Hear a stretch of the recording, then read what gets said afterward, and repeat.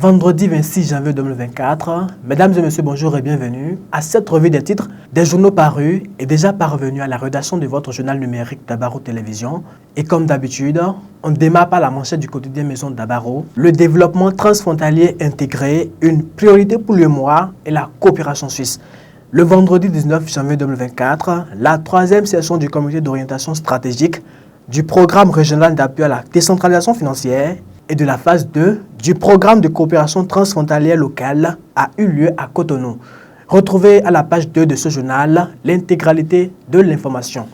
Fraternité à présent, adoption de la loi cadre sur la planification du développement et de l'évaluation des politiques publiques, une réforme à l'actif du ministre du Développement.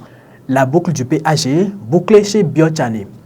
Cannes 2023, des affiches à couper le souffle pour les huitièmes de finale. Le matin libre à présent, un pas de géant pour la Guinée-Bissau, le PDT Oumaro Ambalo transforme l'émission des passeports. 34e édition de la Cannes, Air Côte d'Ivoire, le transporteur officiel, fait le bilan à mi-parcours. La boussole nous apprend ce matin, visite des sites d'adduction d'eau potable à Abomey-Calavi. Le ministre Adambi satisfait de l'évolution des travaux. Volonté du chef de l'État de taire les tensions avant 2026, Djenot impose les préalables d'une véritable réconciliation politique.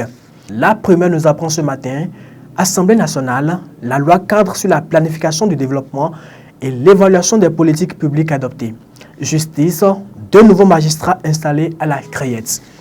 Le Soleil Bénin Info à présent, présidentielle 2026 au Bénin, talon soustrait à une assurance tout risque. Polémique autour de la mise à la retraite d'office des hommes en uniforme.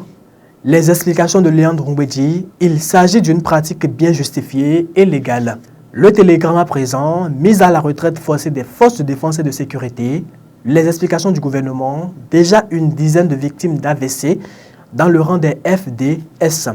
Nommés en conseil des ministres, deux nouveaux magistrats installés à la Crayette. Revenons à présent aux autres titres du quotidien Maison Dabaro.